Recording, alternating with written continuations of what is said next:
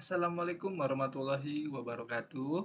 Perkenalkan, nama saya Adam Rizky Permana, NPM 2021 1550182 dari Prodi Pendidikan Sejarah kelas R8C. Baik, di sini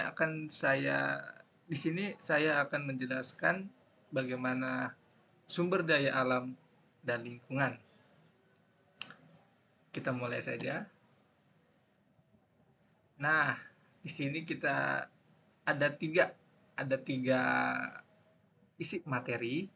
Yang pertama yaitu pengertian sumber daya alam, manfaat sumber daya alam, dan yang ketiga adalah jenis-jenis sumber daya alam. Kita mulai dari pengertian sumber daya alam. Nah, di sini segala sesuatu yang berasal dari bumi, biosfer, dan atmosfer serta dapat dimanfaatkan untuk memenuhi kebutuhan dan kesejahteraan manusia. Sorinagera 1977 mendefinisikan sumber daya alam sebagai unsur-unsur lingkungan alam, meliputi fisik maupun hayati yang dibutuhkan manusia untuk memenuhi serta meningkatkan kesejahteraan hidup. Manfaat sumber daya alam itu apa aja? Ada yang namanya sumber bahan bakar dan penghasilan energi. Yang kedua ada sumber makanan, dan yang ketiga ada namanya bahan perkembangan ilmu pengetahuan dan teknologi. Sumber bahan makan dan penghasilan energi yaitu seperti listrik ya, sumber dari kincir angin yang membangkitkan listrik. Lalu adanya sumber bahan makanan seperti yang kita temui di televisi, petani maupun di internet kalian bisa melihat bahwanya nelayan ya, itu mereka menanam tumbuhan-tumbuhan yang bisa menghasilkan sumber bahan makanan. Lalu apa nih bahan perkembangan ilmu pengetahuan dan teknologi seperti sains ya. Ilmuwan-ilmuwan sudah menerapkan perkembangan ilmunya tersebut. Teknologi ya, perkembangan teknologi pada zaman sekarang. Lalu adanya sumber daya alam berdasarkan sumbernya. Berdasarkan hayati atau biotik, non-hayati atau abiotik. Yang disebut hayati atau biotik, sumber daya alam hayati adalah semua sumber daya alam yang berasal dari makhluk hidup, baik tumbuhan maupun hewan. Lalu ada yang namanya non-hayati dan abiotik. Sumber daya alam non-hayati ini adalah semua sumber daya alam yang berasal dari benda mati. Seperti apa nih sumber daya alamnya? Seperti air, tanah, bebatuan, mineral ya, dan bahan-bahan tambang. Masuk ke sifatnya yang dapat diperbarui atau bisa disebut juga renewable resource, dan yang tidak dapat diperbarui atau bisa disebut juga non-renewable resource. Yang dapat diperbarui itu apa ya? Sumber daya alam yang dapat diperbarui adalah sumber daya yang dapat terisi kembali secara alami melalui proses seperti siklus hidrologi, air, reproduksi tumbuhan dan hewan, atau pembentukan kembali dari sisa-sisa organik seperti apa? Batu bara dan minyak bumi. Lalu yang tidak dapat diperbarui. Sumber daya alam yang tidak dapat diperbarui adalah sumber daya yang jumlahnya terbatas dan memerlukan waktu yang sangat lama, hingga jutaan tahun bahkan ya, untuk terbentuknya kembali secara alami. Seperti marmer ya, dia juga itu hanya satu pahatan lalu butuh berjuta-juta tahun. Berdasarkan potensi dan pembentukannya nih, kita masuk ke sumber daya alam materinya. Sumber ini digunakan dalam bentuk fisiknya. Contohnya apa sih? Besi, kayu, serat kapas, dan emas. Lalu ada sumber daya alam energi. Sumber ini digunakan dengan memanfaatkan potensinya sebagai energi. Contohnya minyak bumi, gas bumi, dan sinar matahari. Minyak bumi bisa kita manfaatkan sebagai bensin ya, solar. Lalu gas buminya kita bisa ambil juga seperti yang LPG, dan sinar matahari kita bisa manfaatkannya sebagai sinar yang bisa, yang lebih cocoknya sih, lebih pasnya gitu di masyarakat, yaitu menjemur ya, menjemur pakaian. Adanya sumber daya alam ruang. Sumber daya alam yang berupa ruang atau tempat hidup, misalnya area tanah, daratan, dan angkasa. Lalu kita masuk ke sumber daya alam berdasarkan kegunaannya. Sumber daya alam penghasil energi. Sumber daya alam yang dapat menghasilkan atau memproduksi energi untuk kepentingan umat manusia di muka bumi. Contohnya apa sih? Gelombang laut, panas bumi, arus air sungai, sinar matahari, minyak bumi, dan gas bumi.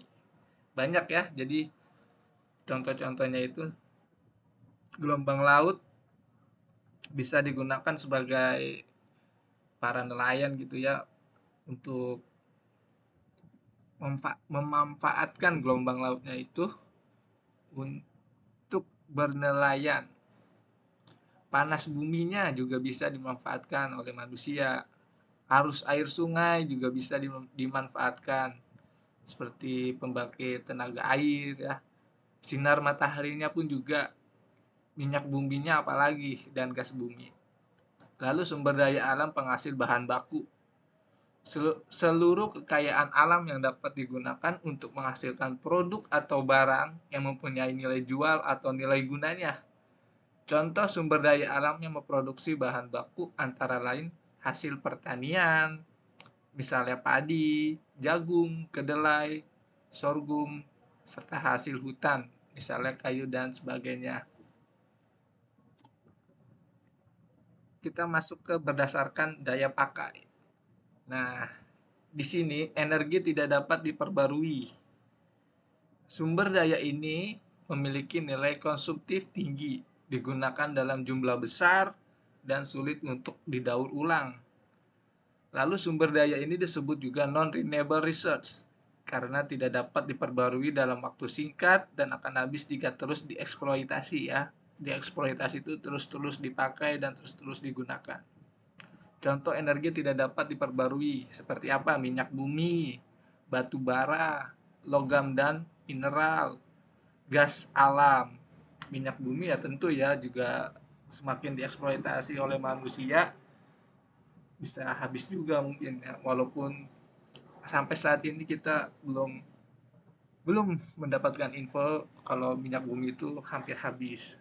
Makanya dari itu ada yang namanya motor listrik, mobil listrik, ya serba ada tuh kalau jalan-jalan. Kalau kalian lihat kendaraan-kendaraan yang sudah bermanuver di jalanan memakai tenaga listrik. Itu sebagai salah satu untuk membentuk, menyimpan, save minyak bumi gitu ya.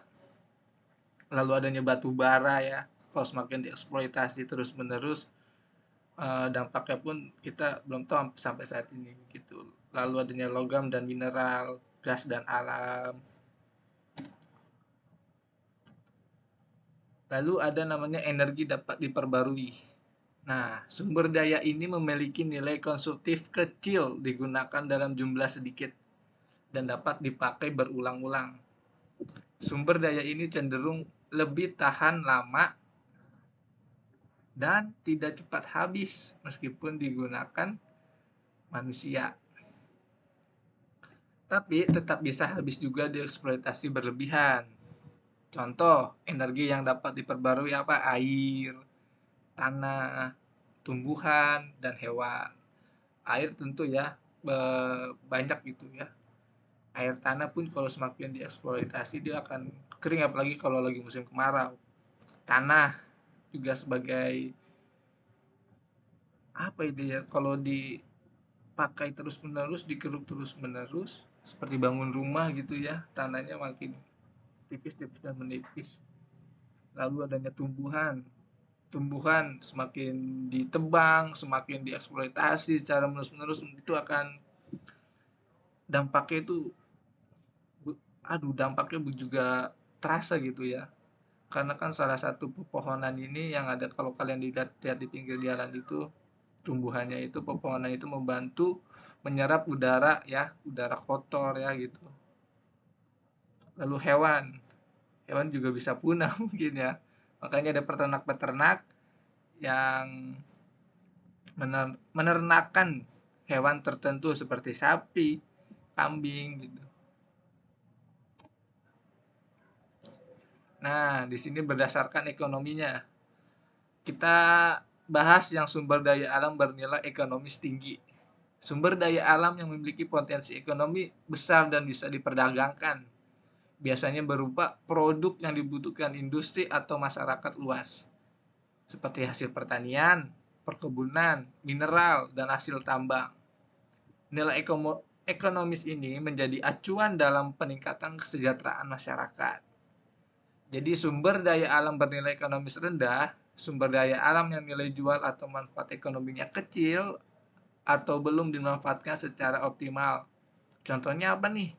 Yang bisa berupa tanaman liar, batuan biasa, atau sumber daya yang belum dieksplorasi secara komersil.